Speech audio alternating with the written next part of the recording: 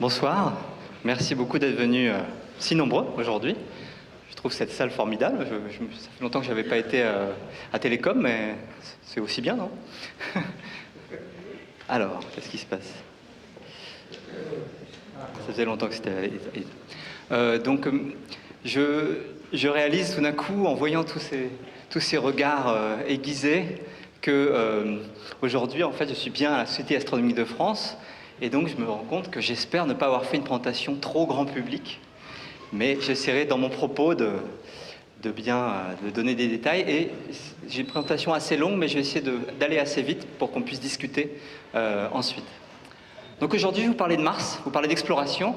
Jean-Pierre vous l'a présenté, un petit peu des missions à venir, des missions robotiques à venir, et puis quelques transparents à la fin, quelques slides pour parler de l'exploration humaine, faire un petit point, pas aussi détaillé peut-être que ce que fera Jean-Pierre dans exactement 2 mois, le 11 décembre, si j'ai bien compris. Je vais couper la lumière. Voilà. Donc, Mars. Alors quand je fais une présentation devant du vrai grand public, pas ici, je commence par dire Mars, bien sûr, tout le monde connaît. Pendant des années, on a observé Mars à l'œil nu, petite tache rouge. Après, on a regardé ça au télescope. C'est très difficile. Le télescope, je suis ici à la Société astronomique de France, vous avez tous déjà regardé. On ne voit pas grand-chose, il faut être honnête. C'est joli quand on sait, mais c'est pas facile de comprendre ce qui s'y passe, surtout quand il y a une tempête de poussière comme l'été dernier. Mais malgré tout, on avait pu apprendre des choses, échafauder des scénarios, et bien sûr, pendant longtemps, on a cru qu'il y avait de la vie, des martiens, et il y a une fiction passionnante qui a complètement disparu. Pendant très longtemps, on disait les martiens, on pensait les extraterrestres, et c'est plus trop le cas maintenant, parce qu'évidemment, maintenant, on sait que la vraie planète Mars, elle est vraiment différente, elle est peut-être moins spectaculaire pour les astronautes d'Hollywood. Mais en fait, non. La vraie planète Mars, c'est un monde tout à fait extraordinaire, très actif, et qui mérite d'être exploré. Et ça, on l'a découvert comment? Bien sûr, c'est pas juste avec des télescopes. Il a fallu y aller. Il a fallu des fusées, il a fallu des sondes spatiales. Je vous illustre ça avec la première sonde européenne qui a été autour de Mars. La première sonde à se mettre en orbite autour de notre planète, c'était Mars Express. Donc c'était un lancement déjà en 2003, une mission sur laquelle j'ai beaucoup travaillé. Est-ce que vous entendez bien? Oui. Et puis voilà, on a eu de très nombreuses missions, encore aujourd'hui, donc vous avez un petit panneau dont je vais me servir pour vous décrire un petit peu le passé et l'avenir de l'exploration. Encore aujourd'hui, donc après les premières missions des années 70, Mariner 9 et Viking, il y a eu aussi les missions des survols dans les années 60, les grandes missions qui ont découvert le vrai Mars, Mariner 9 et Viking dans les années 70, puis le renouveau dans les années 90, Mars Global Surveyor, Spirit, Phoenix, tout ça. On arrive maintenant à quand même 6 satellites en orbite autour de Mars, actifs aujourd'hui, qui observent Mars sous toutes les coutures, à toutes les longueurs d'onde, si vous voulez. Et vous avez le robot Curiosity qui est actif, Spirit, InSight dont je parlerai tout à l'heure, et puis Opportunity, je l'ai laissé là, un peu par nostalgie, même si, comme vous le savez, il est mort de sa belle mort, c'est-à-dire tué par une tempête de poussière sur Mars à l'été dernier, il y a un peu plus d'1 an. Alors, que nous ont appris toutes ces missions? Là, je me suis senti obligé de faire un petit résumé, quand même, me remettre un peu dans l'ambiance. Qu'est-ce que c'est que cette planète Mars?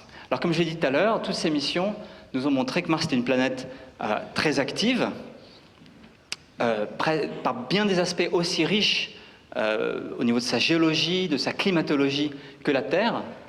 Et c'est d'autant plus intéressant qu'il y a beaucoup de points communs. Comme vous le savez, même si vous avez une atmosphère beaucoup plus fine, on a une atmosphère près 100 fois plus fine, 6 hectopascales à la surface, essentiellement du dioxyde de carbone, on est 1,5 fois. Mars n'est pas juste à côté de la Terre, comme sur ce schéma, mais elle est 1,5 fois plus éloignée du Soleil que la Terre. Et donc elle est un peu plus froide. Mais par ailleurs, il y a beaucoup de points communs. L'obliquité, l'inclinaison de l'axe de rotation par rapport au plan de l'orbite est de 25 degrés 2 par rapport à 23 degrés 5 sur Terre, c'est-à-dire que le cycle des saisons, même si l'année est un peu plus longue, est quasiment le même. La durée du jour, c'est 24 heures 40 minutes, donc on a vraiment, quand on travaille sur Mars, entre guillemets, ou quand on l'étudie, on retrouve tous ces repères. Et même au niveau scientifique, le fait que la rotation soit presque la même fait que la force de Coriolis qui contrôle la circulation atmosphérique, tout ça, c'est très similaire. Et donc on retrouve à peu près les mêmes phénomènes. Alors de même que sur Terre, le climat est rendu complexe par les nuages, les océans, la glace. Alors, On n'a pas d'océan sur Mars, c'est un climat hypercontinental. Par contre, on a d'autres phénomènes qui rendent la planète très active et compliquée. On a des tempêtes de poussière, comme on voit ici. Il se forme là, vous avez une dépression avec un front qui soulève du vent. La dépression se forme parce qu'on est au bord d'une calotte polaire de glace carbonique, donc l'atmosphère congelée. Ça, c'est très exotique par rapport à la Terre.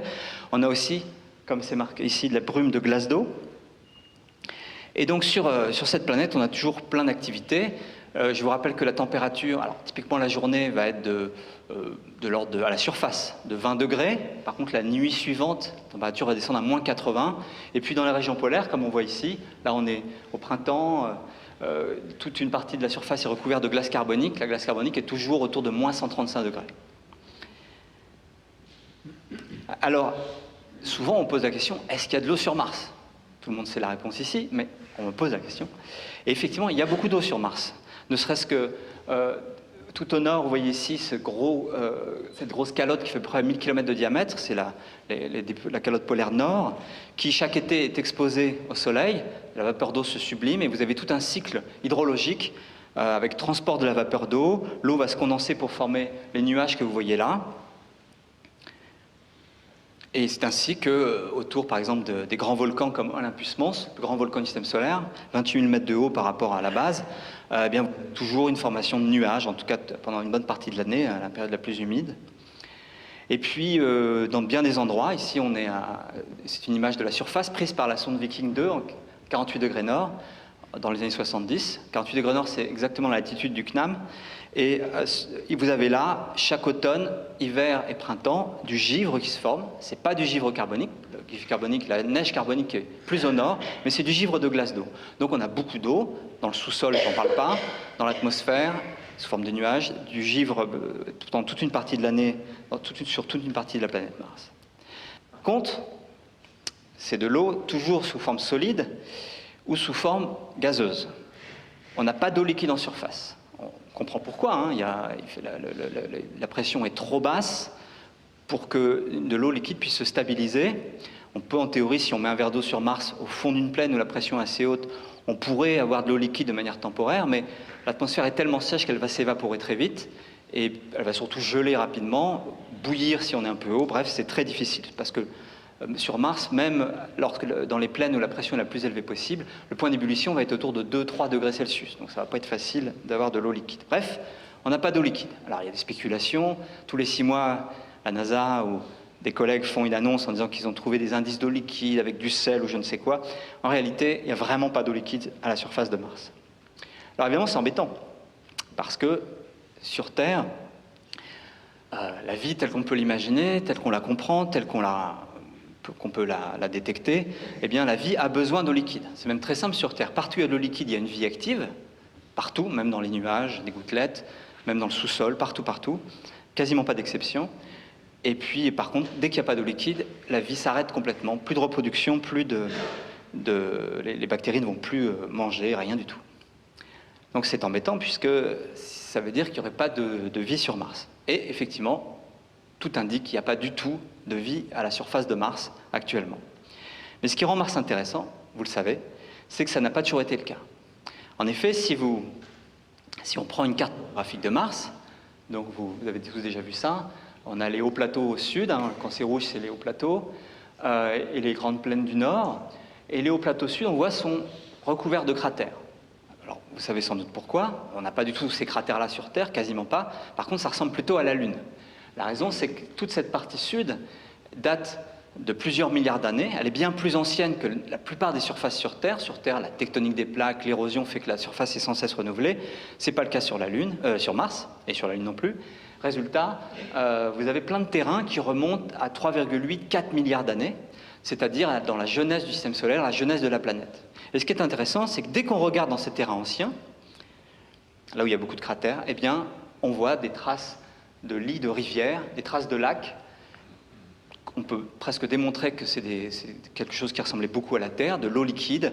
Et on a eu vraiment, pendant probablement des millions d'années, voire peut-être des centaines de millions d'années, un cycle hydrologique qui ressemblait à la Terre, avec relativement aride, mais avec quand même probablement des précipitations, On voit aussi, quand on regarde la minéralogie, que des zones entières ont été altérées en présence d'eau liquide. On retrouve des argiles, par exemple, partout sur Terre, parce qu'il y a de l'eau liquide, mais c'est très rare ailleurs. Et donc, partout où on regarde, on voit que ces terrains anciens ont connu une époque différente. Mars devait être une planète vraiment très très différente il y a 3,5-4 milliards d'années. Alors ça, c'est passionnant. On a envie d'abord de mener l'enquête au niveau géologique. On aurait envie d'envoyer des paléontologues qui pourraient chercher des fossiles. Alors, on ne s'attend pas à trouver des coquillages, mais peut-être des bactéries fossiles ou des indices. Vous savez, peut-être sur Terre, on trouve des indices parfois visibles, les stromatolites qui ont été laissés par des accumulations de bactéries, des choses comme ça, et on rêve d'aller mener l'enquête là-dessus. Évidemment, c'est difficile. Il faudra envoyer, vous voyez là, on envoie un astronaute, il a un petit télescope dans la main, si vous regardez bien dans sa visière, il découvre une petite bactérie fossile, alors il est content. On aimerait bien faire ça.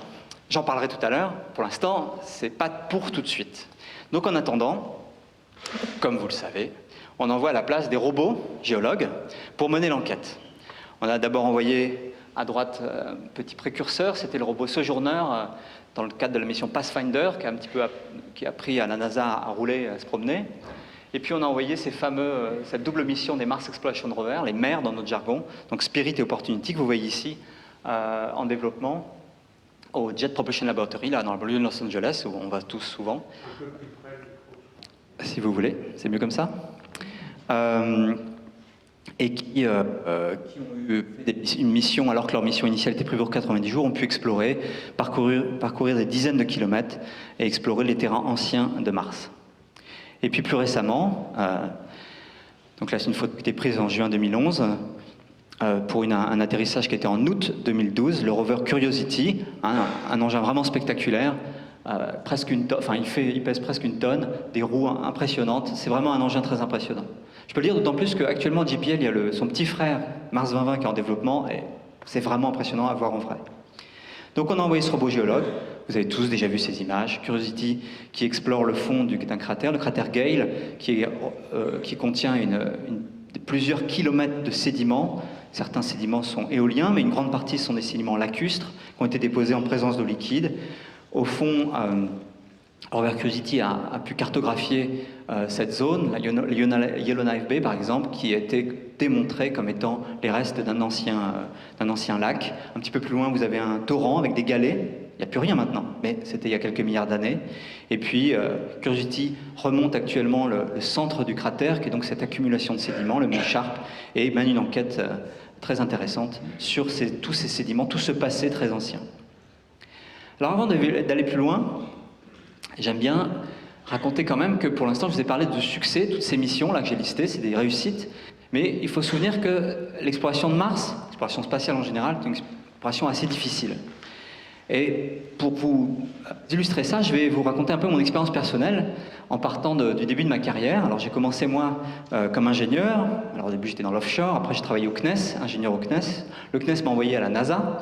Et là j'étais dans une équipe qui avait l'essentiel de son activité, la préparation d'une énorme mission américaine qui s'appelait Mars Observer, qui a été lancée en 1992 et qui devait se mettre en orbite autour de Mars en août 1993. Donc vous la voyez ici au centre. Mission très impressionnante avec plein d'instruments qui devaient révolutionner notre connaissance. Quelques jours avant l'insertion en orbite, vous savez que quand on part de Mars, on met à peu près 6 mois, 8-9 mois dans le cas de Mars Observer, et puis il faut rallumer les moteurs pour pouvoir freiner et se mettre en orbite. Donc quelques jours avant, la NASA a commencé à préparer, le JPL a commencé à préparer l'allumage des moteurs, remis sous pression les réservoirs, et hop, disparition. La sonde a explosé, il y a plusieurs scénarios pour expliquer ça. Bon, très bien. À ce moment-là, j'ai découvert que ingénieur c'est bien, mais en fait mon rêve c'était d'être chercheur, donc je suis rentré en France, j'ai commencé une thèse, et là j'ai commencé à travailler sur un des instruments de la sonde Mars 96, que vous voyez à droite. Une énorme mission, très ambitieuse, avec une très forte participation européenne et même française. Formidable, tout ça se déroule, arrive le mois de novembre 96, lancement de la sonde sur une fusée Proton. Non, pas Proton d'ailleurs. Et donc, le lancement de la fusée, et comme vous le savez, il y a eu un problème dans le dernier étage de la sonde. Elle a fini au fond de l'océan Pacifique. Bon. À ce moment-là, j'ai continué un peu ma carrière, j'ai pris du galon, et là, je suis devenu officiellement membre de l'équipe du Mars Climate Orbiter. Alors là, j'étais ce qu'on appelle co-investigateur. donc avec un soutien du CNES. Et puis j'ai été pour la mise en orbite de ce satellite, le Mars Climate Orbiter, le 23 septembre 1999. Donc on était tous au Jet Propulsion Laboratory. Et comme vous le savez peut-être, ça n'a pas marché. La sonde, au lieu de passer à 40 km d'altitude, 250 km d'altitude juste au-dessus de la surface pour sa mise en orbite, est passée à 40 km d'altitude et elle a brûlé dans l'atmosphère. Vous vous souvenez sans doute, la raison de cet accident, c'est qu'il y a eu une confusion d'unités. Alors parfois les gens pensent que c'est une confusion entre les kilomètres et les miles. Non, c'était quand même plus compliqué. C'était simplement que Lockheed Martin, qui avait fourni l'essentiel de la sonde, travaillait, comme la NASA le réclame, en unité système international, donc mètres, newton, Kelvin, tout ce que vous voulez. Mais, par erreur, les instructions sur les moteurs de correction de trajectoire étaient données en pounds, donc les vieilles unités impériales. Et pas en newton. Mais la NASA travaille en newton, donc ils se sont trompés, ça a brûlé.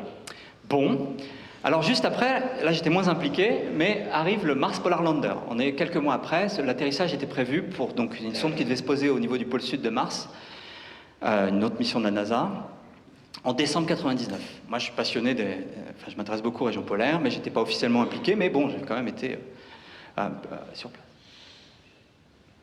La sonde est parfaitement rentrée dans l'atmosphère, mais on ne sait pas ce qui s'est passé après. Elle a disparu. Bon. Très bien. Donc après, j'ai continué. Alors, je me suis très fortement impliqué dans la mission européenne dont je vous ai parlé tout à l'heure, qui est renée des cendres de Mars 96, donc la mission Mars Express. Sur Mars Express, il y a des spectromètres français, une caméra allemande, un radar italien. Et puis les Anglais ont dit non, nous on va fournir un petit atterrisseur avec l'aide de l'Agence spatiale européenne qui s'appelait Beagle 2. Vous voyez ici au milieu. Un petit atterrisseur très ambitieux. Beagle 1, c'est le bateau sur lequel Darwin a fait ses aventures. Et Beagle 2, c'était lui, il devait faire Darwin sur Mars, quoi. Donc l'atterrissage était prévu la nuit de Noël 2003. Et ça n'a pas fonctionné. On n'a jamais eu de nouvelles. Enfin si, plusieurs années plus tard, la caméra très haute résolution de Mars Reconnaissance Orbiter, le satellite, a trouvé Beagle 2, et on a vu qu'elle s'est bien posée, elle a ouvert la moitié de ses panneaux solaires, et pas tout. Alors, je n'ai pas le temps d'en parler, mais la première commission d'enquête a conclu que c'était de ma faute. Je vous raconterai pendant les questions si vous voulez. Et puis bon, ça a continué. Bon, après, il y a eu cette grosse mission Phobos-Grunt en 2011, sur laquelle je n'étais pas beaucoup impliqué, mais qui elle aussi a raté l'allumage du quatrième étage plutôt, pour aller vers Mars, et elle a aussi fini au fond de l'océan Pacifique. Bref, c'est pas facile. Alors que conclure? Alors quand je raconte ça au grand public, et parfois à certains collègues, leur conclusion, c'est peut-être que François Forget serait peut-être un peu un chat noir. Mais non, la vraie raison, c'est que c'est vraiment difficile. Donc l'histoire que je vous raconte, en fait, elle est partagée par tous mes collègues qui ont un petit peu de bouteille. Ça marche pas toujours, c'est vraiment difficile. Le moindre erreur, je suis sûr qu'il y a des ingénieurs dans la salle, on peut pas tout tester, le contrôle qualité est maximum, mais c'est vraiment difficile, on paye cash le moindre erreur. Et d'ailleurs, je voudrais pour illustrer ça, vous raconter une dernière histoire que j'avais pas mise là sur ce tableau que j'ai constitué il y a quelques années. Je vais vous parler de le dernier échec en date, sur lequel j'ai énormément travaillé. C'était la sonde Schiaparelli, qui était donc cet atterrisseur de démonstration, pas très ambitieux scientifiquement, mais quand même, il y avait plusieurs instruments à bord, etc., et qui devait se poser donc en octobre 2016 à la surface de Mars dans le cadre de la mission ExoMars 2016. Donc quand même un bel engin de 577 kg. Voici des photos, la prise au téléphone portable. C'était à Turin, ça a été développé à Thales Alenia à Turin, puis ensuite intégré à Cannes, avant d'être envoyé depuis Baïkonour sur une fusée Proton. Tout s'est bien passé jusque-là. Donc, moi j'ai beaucoup travaillé sur ce qu'on appelle l'entry descent and landing, donc la phase d'atterrissage, parce que une de mes casquettes, c'est d'avoir des contrats avec ces agents, avec ces industries pour faire des calculs d'entry descent and landing. Mais là, c'était pas de ma faute, vous allez voir. Alors, qu'est-ce qui devait se passer? Alors, pour rentrer c'est pas facile de se poser sur Mars. Il y a quand même une petite atmosphère, mais c'est une atmosphère qui est trop fine pour vraiment freiner avec un parachute. Donc, on arrive toujours à 7 km/s, 21 000 km/h. On est protégé par un bouclier, comme toujours, comme sur Terre, comme Apollo. Et puis on freine au maximum. Alors Apollo, c'est facile. Une fois qu'on est à une vitesse subsonique, on ouvre un parachute et on se pose dans la mer. Sur Mars, on ne peut pas faire ça. L'atmosphère est trop fine. Donc il faut, une fois arrivé à peu près à 10-11 km, ouvrir un parachute, mais on est encore à une vitesse supersonique. Donc ce sont des parachutes très particuliers, très durs à tester, qui sont des parachutes supersoniques. Et celui-là, donc là évidemment c'est une image de synthèse, a très bien fonctionné. Ok, on ouvre le parachute supersonique, ça, c'était une première pour l'Agence spatiale européenne, enfin hors Beagle 2. Et puis ensuite, arrivé vers 1200 km d'altitude, il fallait larguer le parachute. On largue d'abord bien sûr le bouclier thermique qui est devant. Les 4 petits disques que vous voyez sont les antennes d'un radar. On allume un radar altimétrique pour mesurer la distance entre la sonde et la surface. Et puis à peu près vers 1200 mètres, on largue le parachute. On allume, voilà, les rétrofusées, un petit peu de chute libre. On allume les rétrofusées, 9 moteurs, hydrazine. Et puis, avec un système pas si compliqué que ça, on descend vers la surface, le radar nous donne l'altitude, on annule la vitesse horizontale et verticale, donc à peu près 1200 mètres à descendre, et puis quand on arrive à 2 mètres de la surface, on coupe le moteur, il ne faut pas toucher la surface, moteur allumé, parce que ça peut faire du dégât, et puis on se pose sur en anglais on dit crushable material, donc du carton, quoi, et boum, et on est à la surface. Voilà ce qui était prévu. Donc, nous, évidemment, on n'était pas sur place, on ne voit pas ces images-là, mais moi, j'étais dans la salle de commande des opérations à Darmstadt, c'est le centre spatial ESOC de l'Agence spatiale européenne, avec quelques collègues très impliqués. Et puis, on pouvait très bien suivre la chose. Pourquoi ? Parce que, en temps réel, nos collègues indiens, qui possèdent un réseau de radiotélescopes incroyable à Pune, 28 radiotélescopes de 45 mètres de diamètre, avaient réussi à capter le signal UHF, signal pas très puissant, qui est en fait destiné à relayer l'atterrisseur vers les satellites qui sont en orbite, qui devaient faire relais. Mais quand ils sont en orbite, ils peuvent récupérer l'information, puis la retransmettre plus tard. Donc on s'attendait à avoir des informations quelques heures plus tard. Mais grâce à nos amis indiens, on avait le signal, donc ce qu'on appelle la porteuse, sur l'écran, et on pouvait regarder en temps réel tout ce qui se passait. Et moi, je connaissais par cœur la séquence d'EDL, IDL, Entry Descent Landing, et tout d'un coup, un peu trop tôt, pouf, le signal s'arrête. Donc les quelques initiés dans la salle, on s'est regardé, bien embêtés, et en fait, ça n'avait pas fonctionné. Le lendemain, la sonde Mars Reconnaissance Orbiteur a cartographié la région, et on a vu quoi ? Un cratère. Alors, qu'est-ce qui s'était passé ? Eh bien, tout s'était très bien passé au début. L'ouverture du parachute, la descente. Et ce qui est bien, c'est qu'il y avait une partie qui était quand même très réussie, c'est que pendant ce temps-là, c'était vraiment l'objectif de la sonde, c'était de vérifier de nos technologies pour l'entrée des Saturn Landing. Le TRESGAS, toutes les informations technologiques et scientifiques, notamment l'expérience scientifique Amelia, pour mesurer des propriétés dont j'étais co-responsable, a pu récupérer pas mal d'informations. Par contre, les choses ont commencé à mal se passer à 11 000 mètres pendant l'ouverture du parachute. Comme prévu, le parachute a créé des énormes secousses. Ce qui s'est passé, c'est que, évidemment, sur un engin comme ça, le contrôle latitude est mesuré par une centrale inertie et un gyroscope. Ça s'appelle Inertie IMU, donc Inertie Unit. Et le gyroscope a mesuré ce très très fort mouvement de rotation. Mais ce qui s'est passé, c'est qu'il a saturé. Donc au lieu de mesurer ce très fort mouvement en radians par seconde pendant quelques millisecondes, il a saturé et il a transmis un mouvement énorme en radians par seconde pendant presque une seconde. Et ça, ce n'était pas prévu, ce n'était pas documenté par le fournisseur du matériel. Je peux le dénoncer, c'était Honeywell. Je n'ai pas le droit de le dire normalement. Et donc, la sonde, l'ordinateur a mesuré que la sonde avait vraiment tourné sur elle-même. Pour être sincère, ce n'est pas de la faute d'Honeywell. Il aurait fallu qu'il y ait plus de moyens pour qu'on puisse vérifier, tester tout le matériel, y compris cette centrale à inertie. Donc ce qui s'est passé, c'est que, au lieu d'être en attitude réelle vers le bas, l'ordinateur a conclu que, vu la vitesse de rotation qu'il y avait eu pendant une seconde, on était la tête en bas. Ça n'aurait pas été trop gênant, sauf que, quand on estimait l'altitude avec le radar altimétrique, on mesurait la distance entre la sonde et la surface, corrigée, comme toute personne qui a fait un peu d'études, par le cosinus de l'angle d'inclinaison. Le problème, c'est que si vous faites le cosinus de l'angle d'inclinaison et vous pensez que vous êtes la tête en bas, ça vous donne une valeur d'altitude négative. Donc il y a eu à 4000 mètres l'estimation d'une altitude négative. Panique, pour un ordinateur, décision de larguer le parachute. Largage du parachute, on a allumé les rétrofusées quelques secondes, mais comme on était toujours sous la Terre, on a éteint les rétrofusées et on est tombé de 3700 mètres. Donc crash. Que conclure de ça? Non. Non, la conclusion, encore une fois, c'est que c'est difficile. Bon, en l'occurrence, je pourrais développer, il y a quand même eu une faillite, ça aurait dû réussir, une faillite humaine dans certaines procédures, qui, à mes yeux, n'est pas... je ne pense pas que la faute soit sur les ingénieurs de Thales Alenia, qui étaient très brillants, mais un système de review, pour ceux qui connaissent, n'était pas, je pense, assez élaboré. Alors, donc, on arrive maintenant en 2010, alors j'ai mis 2018, on a toutes ces missions qui nous ont appris énormément de choses sur Mars. Alors, qu'est-ce qui va se passer maintenant? Quelle est la suite des missions robotiques? Alors, toutes ces missions robotiques à venir sont motivées par la science. Donc, une bonne manière de présenter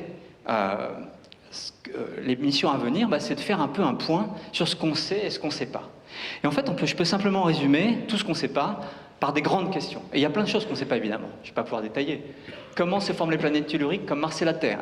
Est-ce que Mars s'est formé comme la Terre ou est-ce que c'est quelque chose de complètement différent? On aimerait bien le savoir, il nous manque des informations. Que s'est-il passé sur Mars il y a 4 milliards d'années? Puisqu'il y avait de l'eau liquide, la vie est-elle apparue? Donc il t'a mené. Pourquoi Mars n'a pas connu le même destin que la Terre? Elle était propice à la vie, à l'eau liquide il y a 4 milliards d'années. Pourquoi est-ce qu'elle n'est pas restée comme ça? Comment fonctionne le système climatique martien aujourd'hui? La vie subsiste-t-elle dans le sous-sol martien? Voilà tout plein de questions sur lesquelles on aimerait enquêter. Alors, vous voyez que toutes ces questions ont plein de motivations. On essaie de comprendre nos origines, l'origine de la vie. On fait aussi de la planétologie comparée. Quand on essaie de comprendre comment la Terre et Mars ont démarré, comment fonctionne le système climatique martien, l'intérêt, c'est de comprendre comment fonctionnent les planètes telluriques. Bon, ça c'est pour faire genre. Bref, on apprend beaucoup sur nous. Alors, une première question, c'est comment se forme une planète tellurique comme Mars et la Terre? Et pour répondre à cette question, il faudrait connaître, si vous voulez, comment sont structurés l'intérieur des planètes. Alors, sur Terre, on le sait tous, on a tous vu ça dans les livres de sciences naturelles, eh bien, on connaît très bien la structure interne de la Terre. C'est même fascinant. Moi, je me souviens, quand on est au collège ou à l'école primaire, on se demande comment on a fait pour sonder l'intérieur de la Terre. Est-ce qu'on a fait des trous très profonds? Bien sûr que non. Comment on a fait pour savoir qu'il y avait une graine, un manteau, avec une structure... On connaît maintenant la structure de manière très détaillée, et ça, c'est un schéma simplifié niveau CM2, mais on connaît mieux. Alors, comment on a appris ça? On a appris ça en faisant de la sismologie. Tout simplement, depuis toutes ces années, depuis plus de 100 ans, on a un réseau de sismographes à la surface de la Terre. Puis dès qu'il y a un tremblement de terre, excusez-moi, eh bien, le tremblement de terre lui-même est intéressant, mais ce qui est surtout intéressant, c'est qu'il crée, c'est une source d'ondes qui vont éclairer l'intérieur de la Terre comme en échographie, et le réseau de sismographes va absolument sonder l'intérieur, la structure interne de la Terre en détail. Et évidemment, on aimerait faire ça sur toutes les autres planètes pour pouvoir comprendre comment ils sont structurés. Et en fait, la structure nous informe en détail sur les origines, comment se forme une planète tellurique. Il y a plein de questions qui se posent, je n'ai pas le temps de détailler, plein de questions qui se posent. Alors, on a bien fait de la sismologie sur la Terre, sur la Lune. Oups. Et puis, on aimerait bien faire la même chose sur Mars. Alors, comme vous le savez, on a enfin démarré cette enquête-là grâce à une mission, la mission InSight, qui a posé, il y a quelques mois, un sismomètre à la surface de Mars. Alors, voilà un time-lapse qui illustre le montage de cet atterrisseur, qui s'est posé donc, il y a quelques mois. Ce qui est bien, c'est qu'à bord, vous avez un instrument, un sismomètre, et ce sismomètre a été vraiment complètement fabriqué en France, sous la direction de l'Institut physique du globe, là, qui est à côté de Jussieu, de l'autre côté de la Seine, par rapport à ici, mais tout près. Et on a pu développer un instrument que personne ne savait faire, y compris les Américains, donc ce sismomètre qui s'appelle SAIS, sous la direction de mon collègue Philippe Lognonnet. Alors donc moi j'ai la chance de participer beaucoup à cette mission, et donc tout commence le 5 mai 2018 avec le lancement de InSight. Alors voilà une photo, c'est vraiment une photo. Bon en fait, InSight n'est pas lancé depuis la Floride comme d'habitude, mais depuis une base en Californie qui s'appelle Vandenberg, pour aller vers Mars, c'était bien. Sauf que c'est une zone très connue pour ses brumes, Et on n'a rien vu du tout. On a entendu quelque chose, mais on n'a rien vu du tout. Il y a un pilote d'avion de touristes un peu astucieux qui s'est mis à la limite de la zone d'exclusion et qui a pu prendre la photo de la sonde qui décolle, mais nous, on n'a rien vu du tout.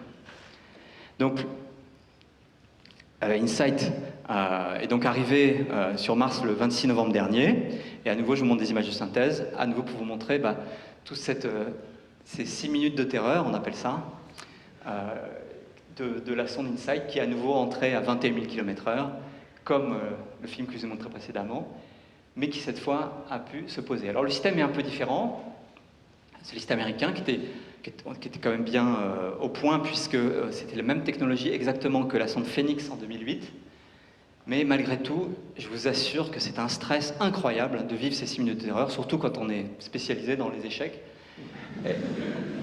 Alors j'avais pas mal travaillé sur l'environnement d'InSight, on avait un contrat avec le CNES et le JPL, mais moins que les fois d'avant. Et donc la sonde arrive sur trois pieds, hein, c'est plusieurs modèles lunaires sur la Lune, des rétrofusées, quelque chose de très commandé, et puis voilà, la sonde devait se poser. Alors je vais poursuivre le film pour raconter ce qui s'est passé après. Donc très rapidement, là dans les heures qui ont suivi, même les minutes, InSight a déployé ces panneaux solaires qui sont en forme d'accordéon, qui font quand même plus de 2 mètres de diamètre, hein, c'est assez gros quand même. Et puis, dans les mois qui ont suivi, pas du tout les minutes ou les secondes comme sur ce film, un bras automatique a pris, ce que vous voyez là, c'est le sismomètre français, SACE, et l'a posé à un endroit qu'on a choisi soigneusement pour donc mesurer les tremblements de Mars. Alors, si on le posait juste comme ça, il y a quand même du vent sur Mars. Il y a aussi des grands cycles, comme je vous ai dit, le cycle de température est extrêmement marqué, entre plus 20 et moins 80 entre la nuit et le jour. Même à cet endroit-là, on a vu que la température descendait à moins 95. Et donc, pour le protéger du vent et des grandes variations thermiques, on avait prévu de mettre un bouclier assez lourd, entouré de cottes de mailles. On a prévu. Ça s'est fait, hein, ça a été fait. Et on a pu comme ça protéger le sismomètre qui fonctionne maintenant à merveille à présent.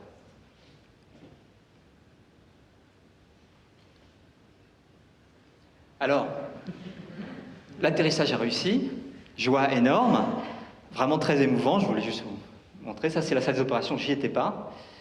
Moi, j'étais dans une salle à côté avec les scientifiques.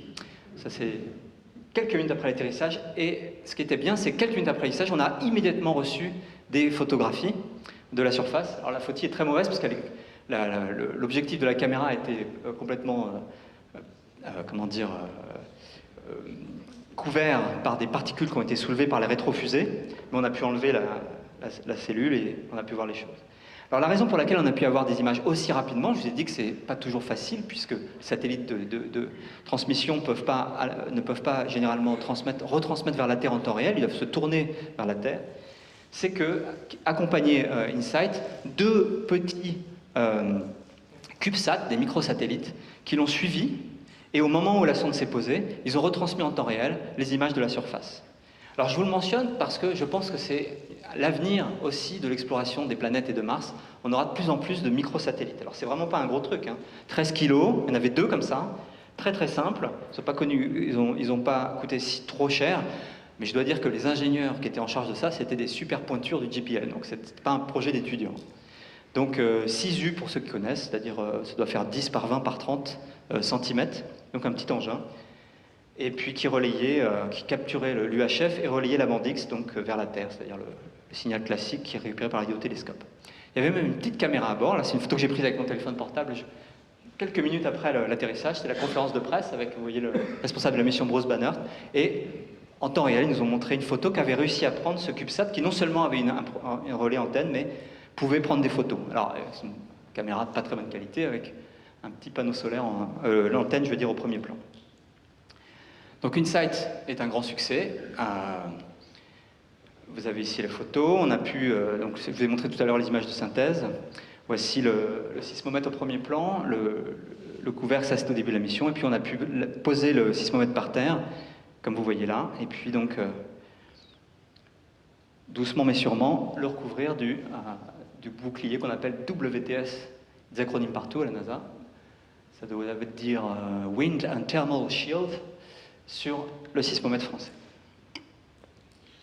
Alors, accompagnant le sismomètre, il y avait des mesures météo dont je m'occupe, et puis surtout un autre instrument, non pas américain mais allemand, destiné à mesurer la structure interne de la température interne, le flux géothermique, on appelle ça, de Mars.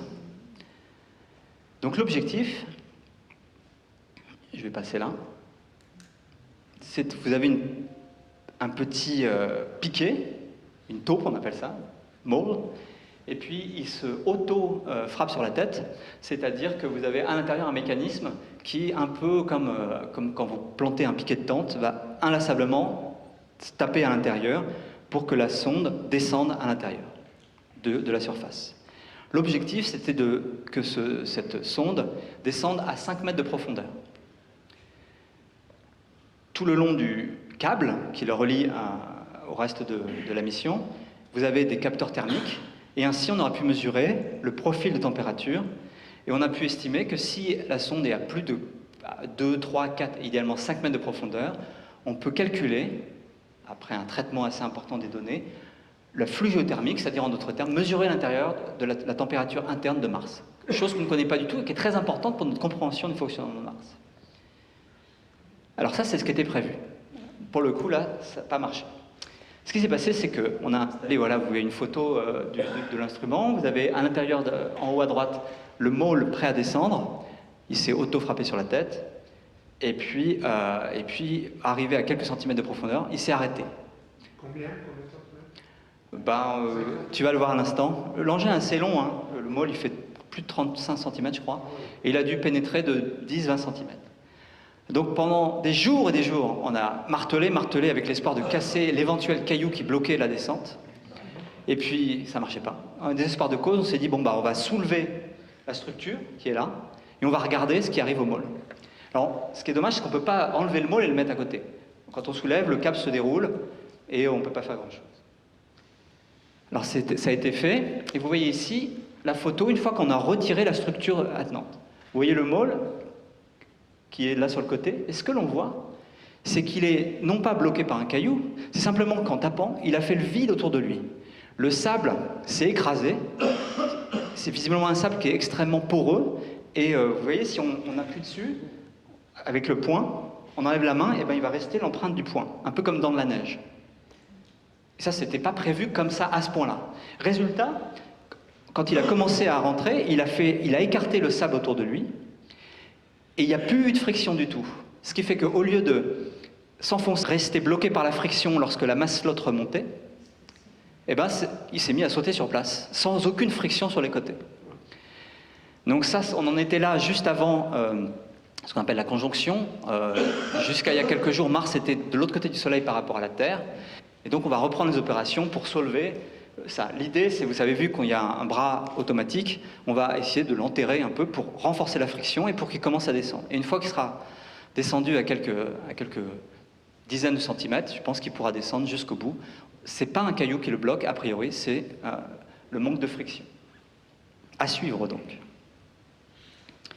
Donc voilà, je ne sais pas si vous voyez mieux. Pendant ce temps-là, je voulais juste mentionner que le sismomètre marche très bien. On a eu un premier tremblement de Mars le 7 avril, un plus gros en mai, et puis on attend maintenant entre guillemets, le Big One, comme ils disent dans l'équipe, qui pourra éclairer l'intérieur de Mars. Pour l'instant, on éclaire la croûte, on apprend des choses sur la zone, le haut du manteau, mais pas encore l'intérieur. On en a plusieurs de taille moyenne, il nous faut un gros, et les gros, il y en a probablement un par an, quelque chose comme ça. Alors, je vais accélérer, quelle heure est-il? Il est déjà très tard. Je voulais vous mentionner, toujours dans le cadre de ces questions, d'autres missions spatiales. Alors, à la question comment fonctionne le système climatique martien et la vie subsiste-t-elle dans le sous-sol martien, je voulais juste évoquer la mission du Trace Gas Orbiter, vous savez, celle qui transportait sur sa tête, vous voyez là-haut, Schiaparelli. Elle est arrivée, elle s'est mise en orbite autour de Mars en novembre 2016, mais elle a commencé sa mission qu'il y a un peu plus d'un an, parce qu'il y a eu une longue séquence qu'on appelle d'aérofreinage pour arriver sur l'orbite scientifique, donc pour séculariser l'orbite.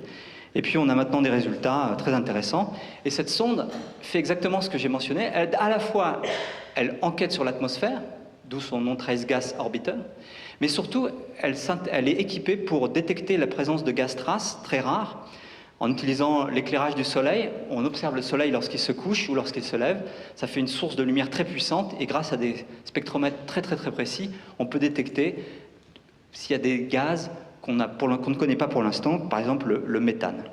L'idée, c'est que, en essayant de mesurer des gaz traces comme le méthane, comme HCN, peut-être le soufre, le SO2, je veux dire, on pourrait peut-être caractériser une activité volcanique uniquement en reniflant, si vous voulez, ce qui sort du sous-sol, voire même biologique, ce qui était quelque chose qui a été spéculé pour le méthane. L'idée étant la suivante, c'est que peut-être dans les aquifères profondes, là où la température est bien plus élevée qu'en surface, la glace fond, vous avez donc de l'eau liquide et peut-être des bactéries actives comme on a sur Terre en profondeur. Peut-être que ces bactéries, comme sur Terre, sont source de méthane. Bon, je dois dire que pour l'instant, on n'a rien vu du tout, même beaucoup moins que ce que voit Curiosity, donc il y a un mystère scientifique que je ne vais pas avoir le temps de développer. Autre mission dédiée à l'exploration du système climatique martien, une mission étonnante qui a été initiée par les Émirats arabes unis, sur lequel je travaille un peu, qui s'appelle Hope Amal en arabe, Al-Amal, espoir. Et cette mission est entièrement dédiée à faire de la météorologie. Alors c'est une mission qui est ambitieuse pour les Émirats arabes unis, ils sont quand même alliés à différentes universités à travers le monde, notamment aux États-Unis. Mais elle reste très simple par rapport à ce que pourrait faire l'Europe ou les États-Unis. Mais elle est astucieuse parce qu'elle a choisi une orbite particulière pour faire une science nouvelle. Avant d'aller plus loin dans le détail, je voudrais dire une chose qui est étonnante sur cette mission, c'est que aux Émirats arabes unis, il y a un biais culturel qui est absolument l'inverse en Europe et en France, c'est que les études scientifiques sont absolument le choix des femmes. Depuis la création des Émirats, aux Émirats unis, on a promu l'éducation des femmes, et l'histoire fait que les hommes vont plutôt faire du business, et à 90%, les ingénieurs et les scientifiques sont des femmes. D'ailleurs, la chef de mission est une très charismatique femme qui s'appelle Sarah Amiri, qui est très impressionnante, et toute l'équipe est constituée de femmes. Donc c'est assez étonnant quand on va travailler sur une mission d'un pays comme cela, on ne s'attendrait pas à ça, et c'est exactement l'inverse. Tout est très féminin, et eux-mêmes sont un peu choqués de voir qu'il n'y a que des hommes dans les ingénieurs européens et américains. Bon, je ne vais pas vous détailler, c'est une mission assez classique, qui a une certaine ambition parce qu'elle est faite non pas par un industriel de renommée, etc., c'est fait plutôt avec des universités. Des instruments très classiques, je ne vais pas détailler, une caméra thermique, une caméra normale, un spectromètre ultraviolet. Mais ce qui est original, c'est que pour faire une nouvelle science, pour répondre aux questions qui restent dans notre science du climat, eh bien, ils ont choisi de faire une orbite particulière. Au lieu de se mettre en orbite basse, de regarder toujours la même heure locale, ce que font la plupart des missions. Quand on prend une orbite polaire, on a tendance à regarder toujours la même heure locale, l'après-midi, etc. Ils ont pris une orbite un tout petit peu inclinée, presque équatoriale, très loin de Mars, de manière à ce que, eh bien, on soit, quand on est en bas de, vous voyez, c'est une orbite légèrement circulaire, je veux dire légèrement elliptique. Quand la sonde est en bas ici, eh bien, on est quasiment en rotation synchrone avec la surface, en orbite marso-stationnaire, on dit aérostationnaire. Donc on va survoler le même point pendant 8 heures, ensuite on va remonter un peu, Mars va tourner sous le satellite, et puis on va redescendre et regarder un autre endroit. Et avec ce concept d'orbite, on arrive à observer, à cartographier entièrement l'atmosphère de Mars à toutes les latitudes, toutes les longitudes, toutes les heures locales, matin, après-midi, en une semaine. Et ça, c'est bien parce que ça répond à une grande question qui reste en suspens dans la climatologie martienne, c'est qu'on ne comprend pas très bien le cycle diurne sur Mars. Et ça bloque notre compréhension de certains phénomènes météorologiques. Et donc, grâce à cette orbite astucieuse, on va répondre à plein de questions. Alors, il reste ensuite l'énorme question sur Mars. Que s'est-il passé sur Mars il y a 4 milliards d'années? On a bien sûr commencé à enquêter là-dessus avec Curiosity, les robots, les satellites en orbite. Mais 2 missions en 2020, donc en plus de la mission des Émirats arabes unis, vont enquêter là-dessus. Vous avez un rover européen qui s'appelle ExoMars, et puis le très ambitieux rover américain qui s'appelle Mars 2020. Alors quelques mots là-dessus, vous connaissez peut-être déjà tous. Donc le rover européen ExoMars, un rover assez ambitieux, presque 300 kg, qui va être déposé, c'est quelque chose qui est fait en partenariat avec les Russes, déposé par un atterrisseur russe. Et puis ce rover, là c'est vraiment tout accéléré, a pour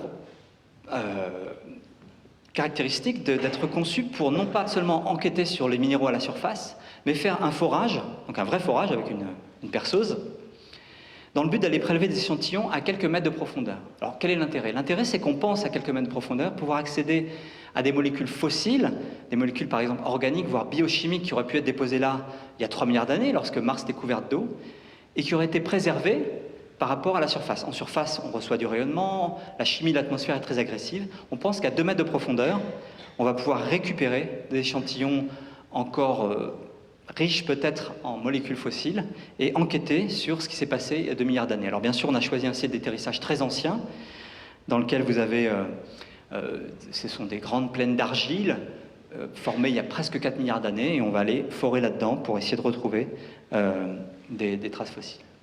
Donc ça, c'est un lancement en juillet prochain, dans quelques mois. Peut-être. On en reparlera si tu veux. Ce sera embêtant si on ne lance pas en juillet prochain. Mais effectivement, on a des problèmes de parachute. Voilà pourquoi Jean-Pierre interrompt ma propos. Alors, parallèlement, la NASA développe un nouveau type de rover de genre Curiosity, mais quand même un petit peu différent. Donc là, je vous montre une chose. Et en particulier, ce petit film-là vous montre le rover, et aussi quelque chose qui va accompagner ce rover, un système de technologique démonstration. Ça va être un petit hélicoptère qui va être utile un petit peu pour cartographier localement et montrer un peu le chemin au rover, mais c'est avant tout pour démontrer si on est capable de le faire. Alors voilà, c'est des images de synthèse. Comment on va faire un hélicoptère sur Mars? Donc on utilise la technologie des drones sur Terre, sauf que quand même il y a un challenge, c'est que l'atmosphère est peut-être 100 fois à 80 fois moins dense. Donc comment on s'en sort? Alors l'astuce, donc vous voyez, c'est un petit hélicoptère qui va être capable de vivre en autonomie, il y a des petits panneaux solaires, et il va faire des vols de 90 secondes avec une caméra et comme cartographié. Donc là, ce sont des tests qui sont faits au JPL. Alors l'astuce pour pouvoir s'en sortir, d'abord on profite du fait que la gravité est à peu près 3 fois plus faible que sur Terre. Et puis surtout, même, d'accord, l'atmosphère est beaucoup plus fine, donc il faut des plus grosses hélices, mais par contre on peut faire tourner les hélices beaucoup plus vite. Et ça compense le fait que la densité est moindre. Donc là, vous avez une hélice qui fait 1,1 mètre de diamètre et elle tourne à 3000 tours minute. Donc c'est vraiment très rapide. Sur Terre, une des pales de cette taille-là tournerait peut-être 100 fois moins vite. Donc ça, c'est confirmé. Si vous vous intéressez au sujet, si vous regardez la caméra qui est en permanence de JPL dans la baie de montage de Mars 2020, l'hélicoptère vient juste d'être monté sous le rover, qui sera déposé et ensuite il ira s'envoler. Normalement, il est censé fonctionner 30 jours, hein, donc ça ne va pas être toute la mission avec. Bon, je ne vais pas détailler ça, il y a une nouvelle charge utile, c'est-à-dire des instruments pour mener l'enquête sur ce passé de la planète Mars. On va atterrir dans un terrain très ancien, dans un ancien delta qui s'appelle J0 Crater, très très intéressant. Il y a toute une sorte d'instrument. Je mentionnerai quand même l'instrument SuperCam, qui est essentiellement développé en France, en collaboration avec des collègues américains, et qui va mener l'enquête sur toute la minéralogie sur place. En fait, ce qui est surtout très important sur ce Mars 2020, c'est que ce n'est pas un nouveau Curiosity simplement. Il a cette fois l'ambition d'aller ramasser des échantillons, de les mettre dans des petits tubes scellés et de les déposer à la surface en tas pour qu'on puisse aller les chercher plus tard. L'idée, c'est de préparer la mission de retour d'échantillons Mars Sample Return, qui a priori est prévue pour 2026. Donc, une fois que le rover Mars 2020 aura prélevé ces roches, les a scellées dans des petits tubes, déposées en tas dans certains endroits, eh bien, voilà qui est fait. En 2026, peut-être 2028, une nouvelle mission va se poser à la surface. Il y aura dessus ce qu'on appelle un fetch rover, un petit rover de ramassage, qui pour l'instant est prévu pour être fourni par l'Agence spatiale européenne. Et puis ensuite, on met tout ça dans une fusée, le Mars Ascent Vehicle. On envoie tout ça en orbite. Alors, c'est pas facile. Et une fois que c'est en orbite, on largue le récipient, c'est une boule en fait, une sphère, hein, qui contient les échantillons, et puis un orbiteur de récupération va aller le capturer, rallumer les moteurs et retourner sur Terre. Pour l'instant, aussi cet orbiteur est prévu pour être fourni par l'Agence spatiale européenne. Alors c'est pas fait du tout, le CNES, nous les Français, on soutient ça avec vigueur, mais d'autres pays ne sont pas d'accord. On aura le fin mot de ce projet, est-ce qu'il va être financé en Europe en tout cas, à la prochaine réunion des ministres qui s'occupent de ça en novembre prochain. Alors l'intérêt de cette mission, c'est qu'on va récupérer des échantillons soigneusement choisis au fond d'un ancien lac, d'un delta, donc peut-être propice, on va voir ce qui s'est passé, les ramener, et là on va pouvoir les étudier avec les moyens qu'il y a sur Terre qui sont littéralement 1 million de fois plus précis et sensible que ce qu'on peut faire sur place, même si on arrive à faire des belles choses sur place. Et là, on va pouvoir vraiment explorer, comprendre la minéralogie, comprendre éventuellement s'il y a une chimie prébiotique, voire une chimie biologique. Ça va être une mission très importante. C'est le Graal de l'exploration de Mars depuis de nombreuses années.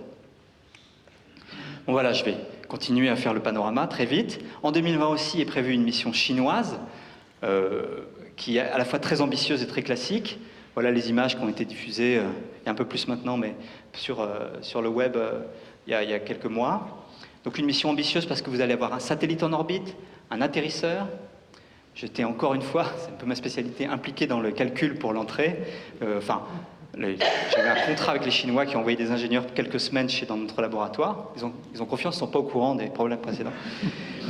Et donc tout se passe bien, l'atterrisseur va atterrir. Et puis il y aura au-dessus un petit rover qui va aller se promener. Tout ça est très similaire, pour ceux qui connaissent, à ce qui a été fait sur la Lune. La mission Chang'e 4, je ne sais pas comment on dit en chinois, qui a atterri de l'autre côté sur la face cachée de la Lune en janvier 2019, et auparavant celle qui avait atterri côté visible, là où on voit la Terre, en 2013, qui avait un peu moins bien fonctionné. Mais donc, c'est des choses qui ont fonctionné. C'est pas facile d'atterrir sur la Lune. Espérons qu'ils réussissent à atterrir sur Mars. Et puis on suivra ça avec intérêt. Je pense que Jean-Pierre... non, vous avez une conférence sur ce sujet-là dans quelques semaines, je crois. Je suis sûr qu'on parlera non seulement de la Lune, mais un petit peu de Mars. Derrière, c'est pas fini. Donc non seulement vous avez Mars Sample Return, mais vous avez l'Inde qui a des projets assez ambitieux. Alors jusqu'il y a peu, c'était leur prochain projet. Et puis depuis, ils ont décidé de renvoyer une mission vers vers Vénus d'abord, mais officiellement vous avez une mission indienne. Ce sera la deuxième. Il y a déjà une première, vous avez vu en 2011 ici, Mangalyaan, et vous aurez Mangalyaan 2 qui doit arriver dans les années 2024 normalement. Vous avez aussi, non pas pour explorer Mars seulement, mais le Phobos, une mission cette fois-ci qui est vraiment confirmée, avec une date assez précise. Le Mars Moon Exploration, alors je ne sais pas le dire en japonais, c'est une mission japonaise avec une bonne participation française, qui devrait être lancée en 2024. Donc là, je vous montre quelques images de cette mission, qui a pour but vraiment de se poser sur Phobos, de faire plein de mesures. Mais évidemment, en étant juste à côté de Mars, il y aura un peu de science martienne. On va observer Mars, notamment avec l'instrument Macroméga qui est développé à Orsay, qui sera à bord de cette mission. Donc voilà, vous avez une vision là assez complète de tout ce qui est prévu jusque quasiment 2030. Il y aura peut-être, il y a des projets de mission qui sont encore en gestation, mais qui seront lancés par... On n'a pas beaucoup le temps de préparer ça, peut-être quelques satellites légers, notamment aux États-Unis, on essaye de faire quelque chose avant 2030, mais voilà pour ce qu'il en est pour les missions robotiques non habitées. Et puis bien sûr, la question se pose, Jean-Pierre m'a spécialement demandé, alors maintenant j'étais un peu long, de parler quand même des missions humaines. C'est une bonne question. L'homme sur Mars, quand est-ce qu'on ira sur Mars ? C'est une bonne question parce que ça fait 50 ans qu'on dit qu'on va y aller dans 20 ans. Donc ça peut durer longtemps, comme ça. Et c'est vrai que ça fait 50 ans, 40 ans, qu'au niveau d'exploration humaine spatiale, il ne se passe pas grand-chose. Là, je vous ai mis tous les véhicules d'accès à l'espace et qui permettent de rentrer sur Terre aussi, depuis de tout temps. Vous voyez que ça fait 40 ans qu'on est en gros avec le Soyouz, il y a des trucs avant, la navette spatiale depuis presque 40 ans. Il y a eu quand même le Shenzhou, des taïkonautes chinois, mais et puis tout ça, on va en orbite basse, à 400 km, juste à côté. Il y a la Station Spatiale Internationale, mais on est d'accord, tout le monde ici, on s'est complètement habitué à ce qu'il ne se passe plus rien d'autre. Alors les choses vont changer. Les choses vont changer puisque l'arrêt de la navette spatiale, l'arrêt promis, l'arrêt du développement de la Station Spatiale Internationale ont dégagé des fonds aux États-Unis, ce qui a permis d'abord de remplacer la navette spatiale. Donc ça, il va y avoir donc 2 véhicules qui vont rentrer en activité. En théorie, c'était cette année, mais à mon avis, ce sera en 2020, qui sont fournis par SpaceX, le Crew Dragon, et puis par Boeing, le Starliner, le CST-100, qui devrait normalement lancer des humains. Donc ça va être un choc pour nous. On va avoir des astronautes avec des nouveaux scaphandres, être lancés sur des fusées nouvelles, avec des nouveaux équipements, etc. Et puis juste derrière, plus intéressant encore pour notre histoire, le développement d'une capsule d'un type nouveau, Orion, dans le cadre du projet maintenant qu'on appelle Artemis, qui a pour objectif non plus d'aller simplement jusqu'en orbite basse, mais au-delà. Donc tout ça a été lancé il y a de nombreuses années, c'était le programme Castellation. Ensuite, à l'époque d'Obama, il a été décidé de mettre le focus sur un retour vers Mars, mais sans mettre aucun moyen, donc de toute façon ça n'a pas fait grand-chose. Et puis maintenant, où est-ce que va ce projet Orion? Ce sera probablement vers la Lune. Alors, allié à Orion, je vous ai mis quelques images d'une capsule Orion qui a été développée, qui a été testée en 2014, elle a été lancée sur une grosse fusée, elle est retournée sur Terre, ça marche pas mal. Maintenant, il faut terminer son adaptation pour les humains. Et puis, associé à ce programme, à cette capsule Orion, vous avez une nouvelle Saturn V, une nouvelle fusée géante qui s'appelle le Space Launch System, qui, je dois dire, prend 3 mois de retard tous les ans, mais peu à peu ça converge, vous voyez. Et donc, qui devrait être prête, je pense, en 2021-22. Jean-Pierre fait la moue. Non, ils mettent des moyens supplémentaires, là. Et donc, dans le but d'avoir un nouveau système, une vraie capsule genre Apollo, une vraie fusée genre SLS, et puis pouvoir aller ailleurs, donc d'abord vers la Lune. Donc le premier objectif, qui est affiché, qui est financé en grande partie, avec des contrats qui commencent à être passés, c'est de développer une cible pour ces missions, cette mission Orion. Ce sera une première mini-station spatiale qui sera en orbite autour de la Lune. Avant, on l'appelait le Deep Space Gateway, le Lunar Orbital Platform Gateway. Maintenant, on appelle Lunar Gateway ou Gateway. Donc, je crois que ça va finir par Gateway, ce truc-là. Donc, le NASA Gateway, enfin NASA avec une forte participation internationale. J'ai oublié de mentionner, donc vous voyez ici cette petite station avec une capsule Orion qui arrive. La partie arrière avec les panneaux solaires, pour l'instant, pour toutes les prochaines missions, est développée en Europe, notamment en France. Donc c'est le module de service de la capsule Orion avec une forte participation européenne, dans le même genre de partenariat que ce qu'on a sur la Station spatiale internationale. À peu près les mêmes partenaires, les Russes, les Japonais, les Européens. Enfin, tout ça n'est pas financé, mais en partie quand même. Et puis donc l'idée, c'est d'avoir une mini-station spatiale qui sera en orbite assez excentrique autour de la Lune pour apprendre à vivre loin de la Terre. Et je ne vais pas vous détailler ça. Donc on imagine pouvoir avoir jusqu'à 4 personnels à bord, 4 astronautes. Dans la capsule Orion, il y a à peu près 4 places quand elle va loin. Elle peut aussi amener des astronautes, c'est jusqu'à 7 astronautes à la Station spatiale internationale. Et puis donc, voilà ce qui est financé, ce qui est vraiment dans les cartons, ce sur quoi travaille la NASA. Et puis on avait en tête qu'une fois qu'on serait bien installé en orbite autour de la Lune, on pourrait redescendre à la surface avec comme objectif, un objectif auquel personne ne croyait à la NASA, d'avoir un astronaute qui reste sur la Lune à nouveau à la surface en 2028. C'était le projet, jusqu'à ce qu'il y ait un événement, quand on est intéressé au fonctionnement de la NASA et du Congrès et de la Maison-Blanche, un peu hallucinant.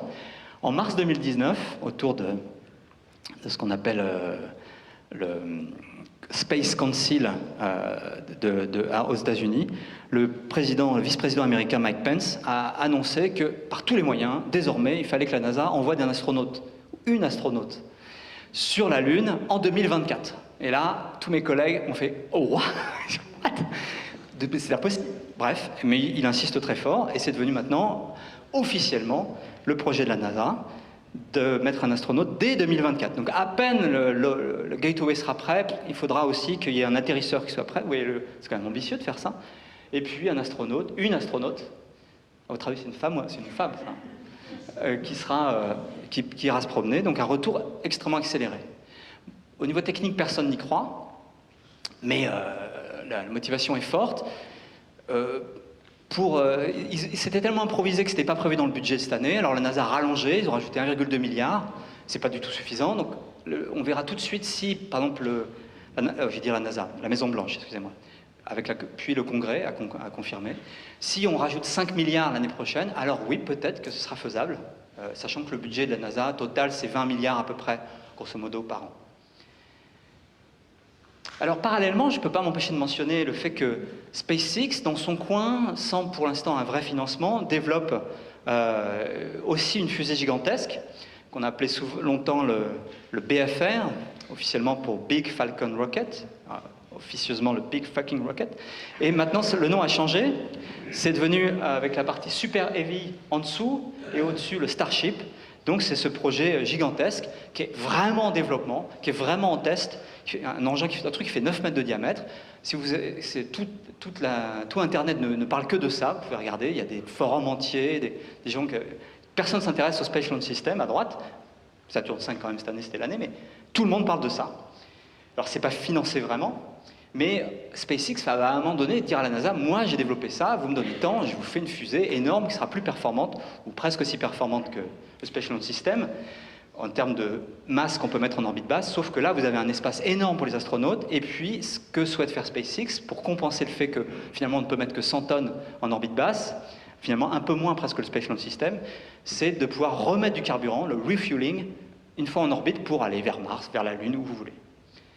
Donc c'est un projet vraiment très très populaire dans la communauté des space fans, des fans de l'espace. Et puis d'autant plus que plus ça va, plus c'est joli, parce qu'au début ça devait être en carbone, et maintenant c'est en acier. Donc les images absolument éblouissantes. C'est une énorme fusée, tout en acier, qui doit être lancée. Faudra quand même un financement à un moment donné. Je vois mal SpaceX pouvoir développer ça tout seul jusqu'au bout. On verra. Bon, pour l'instant, je vous ai parlé que de la Lune. Alors, qu'en est-il des hommes sur Mars? Allez, quelques minutes encore. Ouais, je vais aller très vite. C'était vraiment l'objectif à l'époque d'Obama, sauf qu'il n'y avait pas de moyens. Obama avait dit d'aller sur la Lune, on a déjà été, c'est pas la peine d'y retourner. Maintenant, l'administration Trump, même si Trump ne comprend rien, mais officiellement dit on va retourner sur la Lune. La NASA est d'accord, on va dire, et donc l'objectif pour l'instant, c'est de mettre beaucoup de moyens vers la Lune et officiellement de préparer Mars. Le problème, c'est que si on retourne sur la Lune, si par exemple on fait une station à la surface de la Lune permanente, voire un Moon Village, comme le souhaite notre directeur de l'Agence spatiale européenne, donc une espèce de station spatiale internationale, mais à la surface de la Lune, ça va prendre toutes les ressources disponibles pendant les 10, 20, 30 années prochaines, donc Mars ne va pas venir tout de suite.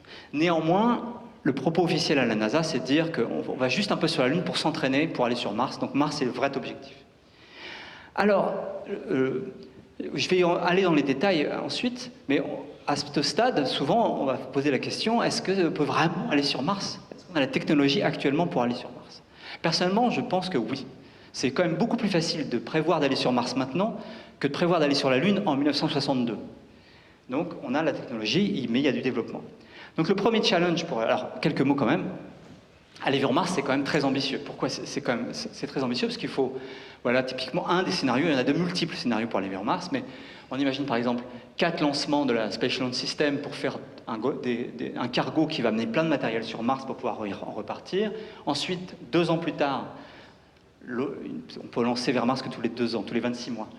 On envoie à nouveau du cargo et puis un équipage. L'équipage va mettre 6 mois à peu près pour aller vers Mars. Il se met en orbite, il se pose à la surface, il y reste une trentaine de mois, comme c'est écrit ici, 30 mois au total, c'est marqué 500 jours, un peu plus d'une année, c'est à cause on ne peut pas tout le temps repartir de la Mars vers la Terre de la même manière qu'on ne peut pas tout le temps aller de la Terre vers Mars. On repart, et enfin on retourne sur Terre. Donc vous voyez, beaucoup de lancements, beaucoup de matériel, j'y reviendrai plus en détail dans quelques secondes. Donc finalement, le vrai défi numéro 1 d'une mission vers Mars, c'est le coût. C'est le coût. Parce que c'est beaucoup, beaucoup trop cher pour le justifier scientifiquement. C'était le cas pour Apollo. Apollo, le conseiller scientifique de Kennedy a accepté de soutenir Apollo à condition qu'on ne dise jamais qu'on faisait ça pour la science. Et Mars aussi, j'aurais du mal à expliquer à mes collègues physiciens, médecins, que la priorité des scientifiques, c'est de dépenser 200 milliards de dollars dans l'exploration de Mars. Donc, le problème de justification est le même que d'habitude pour l'exploration humaine, que pour l'exploration de la Lune et pour la Station spatiale internationale, c'est qu'il faut le justifier autrement. Donc simplement, ça répond je suis sûr, au désir de beaucoup de personnes dans cette salle, j'espère, peut-être pas. Ce qui fait que ça répond au désir d'explorer, d'aventure, etc., de plein de contribuables. Ça, c'est bien. Et donc des politiques. Il y a quand même des raisons objectives de faire de l'exploration humaine, même jusqu'à Mars. Par exemple, ça permet de susciter des vocations pour les sciences et les études d'ingénieurs dans tel ou tel pays. C'est important pour un pays que les gens ne fassent pas que la Star Academy et des choses comme ça. Il faut un peu faire des maths. Ça peut aider au prestige national ou inversement, une motivation, c'est que ça favorise les coopérations internationales. L'exemple avec la Russie, pour la Station spatiale internationale, est quand même une grande réussite. Malgré les grands conflits, Ça bosse tous les jours entre la Russie et les États-Unis. Et il faudrait la même chose avec la Chine quelque part maintenant. Ça peut inspirer des progrès technologiques. Certains, un peu visionnaires du genre Elon Musk, voudraient que ça amorce l'expansion des activités humaines, aller coloniser d'autres mondes pour survivre. Et puis il y a des gens qui s'intéressent à l'économie de cela. Et puis enfin, je l'ai mis en dernier, la science. C'est quand même intéressant scientifiquement. On ne peut pas justifier une telle exploration à un tel coût par la science, mais une fois qu'on a des hommes sur place, on peut faire une science extraordinaire. Bon, alors bien sûr, il y a quelques défis techniques. Je vais, pour abréger quand même, les passer en revue sans les détailler avec quelques images, mais on peut les lister là. Ce qui est dur, c'est d'aller vers Mars, faire le voyage vers Mars. Il faut un vaisseau spatial avec un support vie beaucoup plus performant que sur la Station spatiale internationale, qui recycle l'oxygène, l'eau de manière beaucoup plus précise. Il faut pouvoir maintenir les astronautes en bonne santé. Il faut pouvoir atterrir sur Mars. Une fois sur Mars, il faut pouvoir vivre et pour pouvoir repartir. Il faut une fusée là, sur place. Donc un vaisseau spatial, ça ne peut pas être juste la capsule Orion, il faut plus de place. Donc là, j'avais prévu tout un propos pour vous résumer des choses, en particulier tous les concepts qui sont en développement pour agrandir, finalement compléter la capsule Orion avec un habitat spatial. On développe en particulier des structures gonflables. Vous savez peut-être que sur la Station spatiale internationale, il y a toute une partie qui est gonflable, qui a été fournie par Bigelow. Vous voyez le développement de ces structures, gonflables enfin, en kit, quoi, enfin démontables. Alors régulièrement, les astronautes ouvrent la trappe, elle est quand même fermée. Puis ils vont voir s'il n'y a pas une météorite qui a percé, mais non, ça tient le coup. Donc voilà, vous avez Jeff Williams qui a fait la première fois, il est rentré là-dedans. Il paraît que ça sentait pas très bon, mais ça marchait quand même. Il faut se protéger des radiations, j'aurai pas le temps de trop développer l'affaire.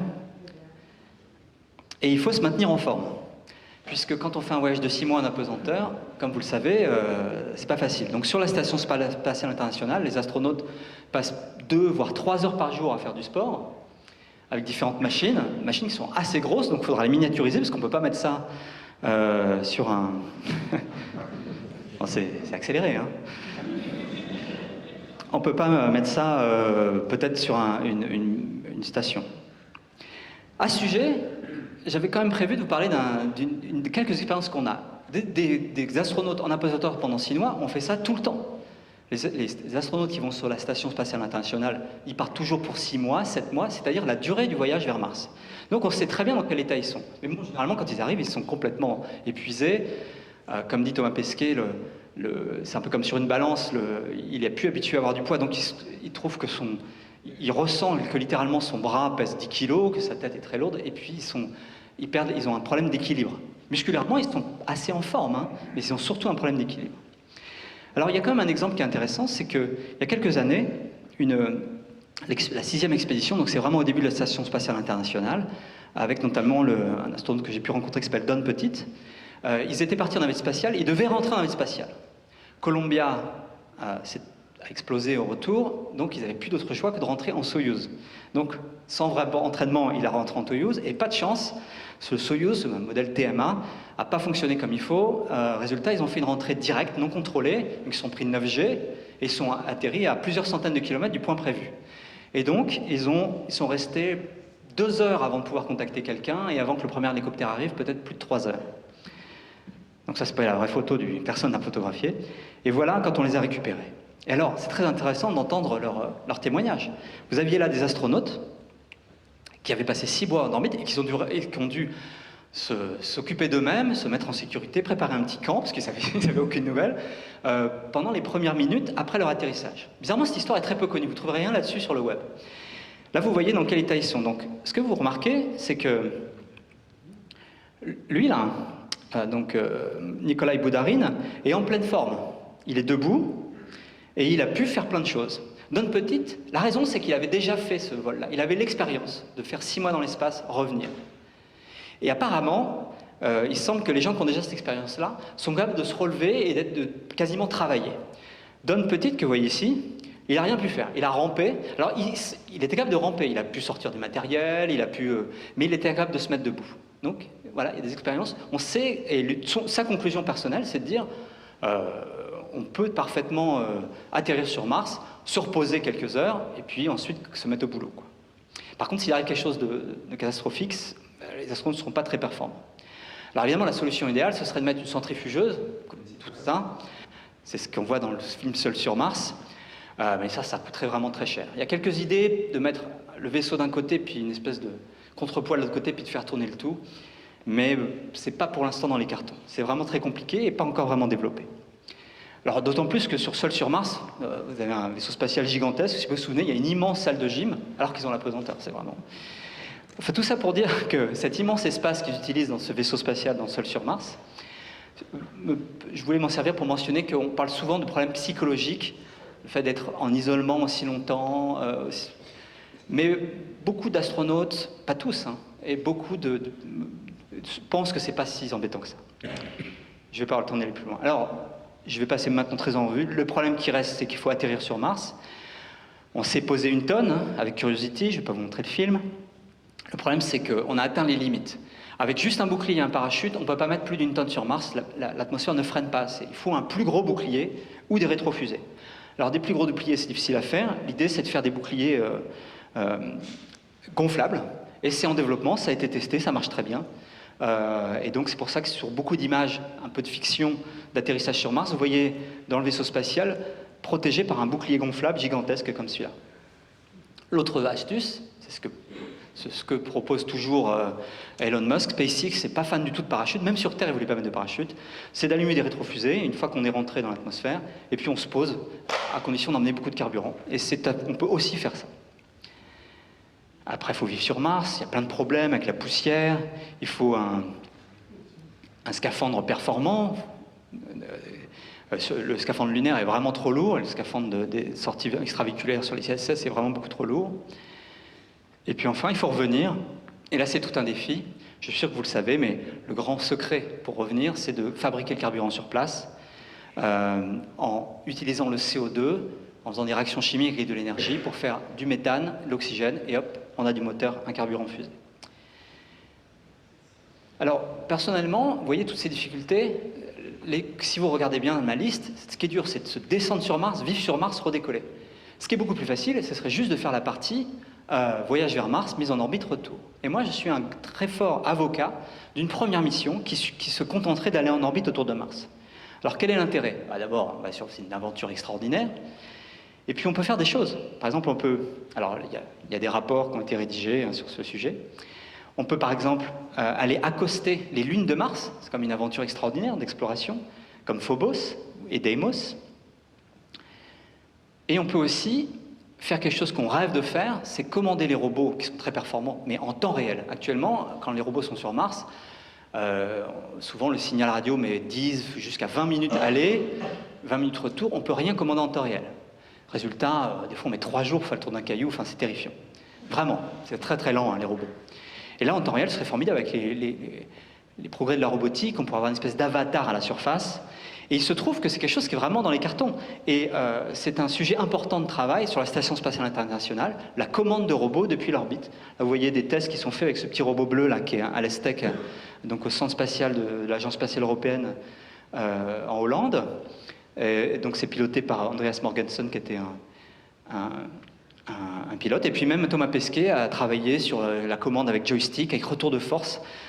C'était l'expérience Aptix 2, donc vous voyez notre Thomas favori.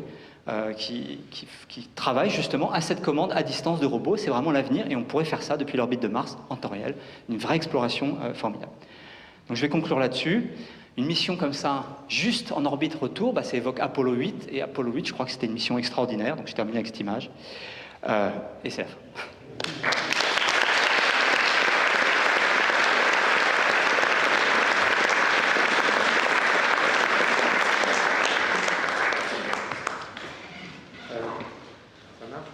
Bravo, merci François. Je suppose que vous avez des questions. Moi, j'ai un commentaire. Attendez, je vais rallumer un peu la lumière, là. Alors, moi, si je ne me trompe pas de bouton... Ouais, c'est ça, bravo. Le voyage vers Mars, en fait, tu as un peu occulté... Tu sais que je suis physicien nucléaire de formation. Les radiations, c'est quand même un sacré problème. La plupart des gens vont arriver un peu flagadades. Il faut qu'on trouve un truc. Attends, je termine mon truc. Je me demande si la solution, c'est pas un saut technologique dans la propulsion pour aller vers Mars. C'est-à-dire diminuer les radiations, ça veut dire diminuer le temps pour aller vers Mars. Donc le problème qui est exposé là, c'est qu'effectivement, lorsqu'on n'est plus protégé par la ceinture de Von Allen en orbite basse comme dans la Station spatiale internationale, on peut recevoir des particules énergétiques, notamment venues du Soleil ou le rayonnement cosmique. Cosmique, oui. Et qui se peut, effectivement, quand il y a vraiment des éruptions solaires, carrément créer des brûlures et tuer les astronautes en quelques heures, oui. Ou sinon créer des cancers à long terme. Alors, on a mesuré en détail ces radiations. Le problème, c'est qu'on a mesuré, mais on ne sait pas exactement, parce qu'il n'y a pas tant de radiations que ça, mais il y en a beaucoup d'énergétiques, et on ne sait pas tellement comment tester ça sur le cerveau humain, etc. Bon, là, il y a un vrai débat. Oui, il paraît qu'on perd un petit peu la mémoire. Alors, il y a des problèmes... un des grands sujets, c'est que on a peur... Alors, on a peur déjà que les gens meurent par brûlure, on va dire. Donc là, il faut se protéger derrière des réservoirs d'eau, voire des réservoirs d'hydrogène, c'est faisable.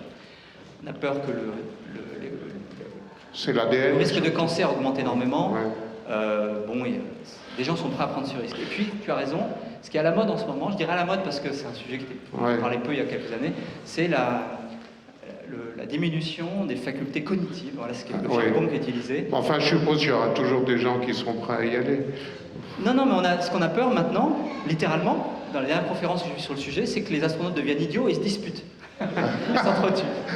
D'accord. Bon, je pense qu'on va progresser, et ne serait-ce qu'avec la station, le Gateway autour de la Lune, on va apprendre des choses. Oui, c'est une vraie question en suspens. C'est-à-dire qu'on peut littéralement trouver des biologistes, physiciens nucléaires qui sont absolument convaincus qu'il n'y a aucun problème, et d'autres qui sont absolument convaincus que ce sera impossible d'y aller si on met plus d'un mois pour y aller. Quoi. Ouais. Donc il y a un vrai débat et il n'est pas tranché. Ok, vous avez des questions? Tu peux peut-être, pendant que je passe le micro à mon ami Jean-Claude, nous dire quelque chose sur le parachute de Mars, de ExoMars 2020? Est-ce que ça s'est amélioré ou on est sûr qu'on part? Attendez, il ne faut pas que je dise de bêtises, mais non, on n'est pas sûr qu'on part. Il y a des problèmes dans les tests qui ont été détectés. On a un nombre, est-ce que j'ai le droit de dire ça? Oui. On a un nombre limité de parachutes sous le coude, en réserve, on ne peut pas en faire d'autres. On a très envie de partir en 2020. Repousser le lancement en 2022 serait catastrophique. Et donc on est dans une situation très très désagréable où on a envie de prendre un risque pour des mauvaises raisons. Mais pour l'instant, lancement en 2020. Ok. Question. Oh bon, merci beaucoup là pour votre exposé. Il y a une espèce de paradoxe, puis on ne me donne jamais la réponse, alors je vais vous le poser. La Terre et Mars sont nés à peu près en même temps du même disque d'accrétion autour du Soleil. Bon, il y a à peu près 4 milliards d'années. Oui. On sait que Mars très rapidement a perdu son magnétisme, il a perdu son atmosphère, il a perdu beaucoup d'eau. Enfin bon, donc 1 milliard d'années après sa naissance, c'était terminé. On sait que la vie n'a pu apparaître que pendant ce premier milliard. Et encore, au début, ça devait être un peu chaud. Bon. Le problème, c'est que sur Mars, dans ce premier milliard après sa naissance, il y avait une tectonique des plaques. Donc, on ne trouvera rien de la vie, sauf à 350 km sous la surface. On ne peut pas trouver... Quand il y a une tectonique des plaques, je suis les cours de Romanovitch, c'est terminé, ça s'enfonce. Sur Terre, on ne peut pas remonter très loin parce que la tectonique des plaques a effacé la surface d'il y a 2 ou 3 milliards d'années. Il n'y a que 5 points sur le globe où il n'y a pas eu de tectonique des plaques. Comment fait-on pour aller chercher la vie alors qu'on sait que si jamais cette vie a eu lieu, c'est à 350 km sous la surface, c'est pas à 2 mètres, et a fortiori à 5 mètres. Alors, une réponse assez rapide. En fait, on ne sait pas du tout s'il y a eu de la technique des plaques, on ne pense pas. Ça a été évoqué à une époque quand on regardait les champs magnétiques, mais c'est tout à fait réfuté, je pense. Et puis surtout, qu'il y ait eu de la tectonique aux plaques ou pas, ce que l'on sait, c'est qu'on a actuellement la moitié de la surface de Mars qui date de cette époque, qui est couverte de lits de rivières et de lacs. Et donc, si la vie est apparue, elle était dans ces lacs. Donc, on a absolument accès aux sédiments dans lesquels les traces de vie, enfin, on a accès au reste des lacs dans lesquels la vie a pu se développer. Rien n'a été enterré. Peut-être que ce qui était, je ne sais pas, imaginons qu'il y ait eu une technique des plaques très active il y a 4,3 milliards d'années. D'accord, cette époque-là, tout a été enterré. Mais c'est pas grave. Ce qu'on sait, c'est que ce qui était présent il y a 3,8 milliards d'années, 3,5 milliards d'années, les lacs et les rivières, sont encore là, tous les sédiments sont là, il n'y a qu'à regarder. Donc, il n'y a pas de paradoxe. Voilà. Une question, Oui, bonsoir. Donc, merci pour l'exposé qui était vraiment génial. Et vous ne portez pas toujours la poisse parce que PowerPoint a bien fonctionné ce soir. Donc... Bon, moi j'ai une question, je voulais savoir, est-ce que ce ne serait pas plus simple de mettre donc une station en orbite et faire descendre les gens un petit peu comme on ferait sur Terre, hein, depuis cette orbite à Mars, et puis revenir, ce qui fait qu'il n'y aura pas tout ce matériel à emmener et tout ça. Enfin, je ne sais pas si ma question est claire, mais... Non, mais c'est bien ce qui est prévu. C'est bien ce qui est prévu, puisque effectivement, le vaisseau principal qui est envisagé de ce type-là. Hein. Là, je vous montre le modèle Lockheed Martin. Non, c'est celui-là. Vous pouvez regarder, hein, il y a des documents sans fin là-dessus. Je vais y arriver. Voilà, celui-là. Ah bah, je vous le mets en détail. Comment dire celui-là reste en orbite. Donc, ce qui descend à la surface, c'est juste une petite capsule. Et à la surface, par contre, on a installé préalablement, automatiquement, un des habitats et une fusée surtout, qui a rempli ses réservoirs avant que les astronautes arrivent. Donc l'essentiel reste en orbite, bien sûr. Donc il faut une fusée pour redécoller, mais cette fusée, elle va juste se contenter de mettre les astronautes en orbite basse pour rejoindre ce vaisseau qui va rallumer ses moteurs et rentrer sur Terre. Donc c'est exactement comme vous l'évoquez. D'accord, merci. Encore bravo pour bravo pour cet exposé de cette passionnante aventure. Et j'ai une question qui est vraiment toute bête et toute naïve, hein, je ne suis pas un spécialiste. À propos des sismomètres, est-ce qu'avec un seul sismomètre, on a suffisamment d'informations précises, de qualité, ou est-ce qu'il ne faudrait pas plus, enfin je dirais au moins 3 ou 4, je ne sais pas, voilà. Merci. C'est une très bonne question que les plus grands spécialistes posent, surtout qu'on a longtemps, avec Philippe Lénonnet, expliqué qu'il fallait absolument 3 sismomètres sur Mars pour faire du boulot, et c'était des projets qu'on a eu dans le passé. Néanmoins, c'est assez fascinant tout ce qu'on peut faire avec un seul sismomètre. La sismologie est une science très mûre, avec des outils incroyables, et en particulier, on arrive à apprendre beaucoup de choses avec un seul sismomètre. Un exemple, par exemple, si on a un séisme suffisamment fort, on va recevoir les ondes venues une première fois d'un premier séisme, mais les ondes qui sont parties dans l'autre sens, les ondes de surface, vont arriver de l'autre côté. Puis parfois, elles vont faire un peu plus. Et ce faisant, on va faire un sondage assez complet avec un seul sismomètre. Donc ce serait bien mieux d'en avoir 3, par exemple, pour faire de la triangulation et un sondage très complet 3D. Mais déjà, avec un, on peut apprendre beaucoup de choses, répondre à une partie des questions qu'on se pose, à condition d'avoir un tremblement de Mars suffisamment fort pour pénétrer à l'intérieur. Et puis, l'idée aussi, c'était de tester s'il y avait des tremblements de Mars, si ça avait du sens, pour peut-être, dans quelques années, mettre un réseau de sismomètres et faire progresser cette science. Mais c'était une bonne première étape d'en avoir un déjà. Mais c'est une très bonne question. Il y a encore une question là. Oui, parmi les échecs qu'on ne nous impute pas, il y en a un qui m'a étonné, c'est la fois où, à la suite de vibrations, etc., l'engin s'est retrouvé complètement de travers et a cru, avec ses mesures radar, etc., qu'il était en dessous du sol ou dans une position bizarre. Je suis étonné qu'il n'y ait pas eu dans le programme de descente un test de vraisemblance, disons, puisqu'il était encore beaucoup trop haut pour se trouver dans la chronologie, dans une position de ce genre-là. Donc il me paraît très logique d'avoir prévu que de temps en temps, il y ait une correction d'assiette pour, disons, être sûr que c'est pas à la suite d'une mesure perturbée de ce genre-là qui décide de larguer le parachute, etc. Alors que s'il y avait eu quelqu'un à bord, si j'ose dire, heureusement qu'il n'y en avait pas d'ailleurs, il aurait pu se dire non, c'est pas encore le moment parce que on ne doit pas en être là. On ne descend pas en marche du train tant qu'il n'est pas arrêté, en quelque sorte. Ah, bien sûr. Je ne peux pas répondre à autre chose. Évidemment, il aurait fallu que... c'était une erreur. C'était une erreur. C'était une partie du programme, je veux dire, de gestion temps réel qui était pas comme il faut. Il aurait fallu prévoir, envisager, Je suppose dans la conception du logiciel de bord, ce cas-là et faire en sorte que... Le spatial, il faut toujours être complètement paranoïaque. Je suppose qu'il y a des gyroscopes ou des instruments de ce genre-là qui permettent de connaître l'attitude, même si elle n'est pas bonne, au moins la connaître. Ah non, mais c'est ces instruments-là qu'on dysfonctionné. Donc, non, le gyroscope, lui, c'est le gyroscope qui a dysfonctionné et qui a donc transmis de mauvaises informations. Mais il aurait fallu d'abord le tester sur Terre, même si le modèle était livré avec certaines caractéristiques. Il aurait fallu vérifier qu'il comportait exactement le prévu. Il n'y a pas eu le temps. C'est difficile de tout faire. Les moyens, même si ça coûte cher, les moyens ne sont pas illimités.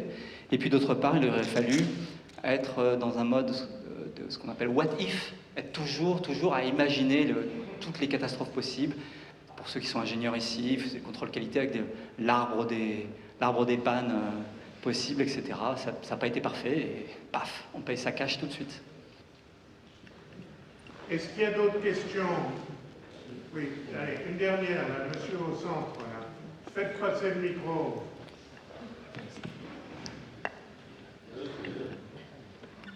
Bonsoir, merci pour l'exposé. Dans la continuité de l'histoire des sismomètres, est-ce qu'on peut imaginer que la mission, là où il y a un petit hélico, il pourrait aller en poser d'autres? Pourrait aller Aller poser d'autres petits sismomètres plus ridicules, mais des micro-sismomètres? Non, parce que les micro-sismomètres, ça marche pas. Il faut quand même, il faut une sensibilité assez extraordinaire en fait pour pouvoir faire des bonnes mesures. Il faut être protégé. Et c'est ça que le développement de la mission InSight avec le sismomètre nous a vraiment appris, c'est que si on veut une sensibilité suffisante pour faire cette science, il faut un engin d'une précision incroyable. Donc le concept du micro-sismomètre, ça mesurera quoi? Les vents.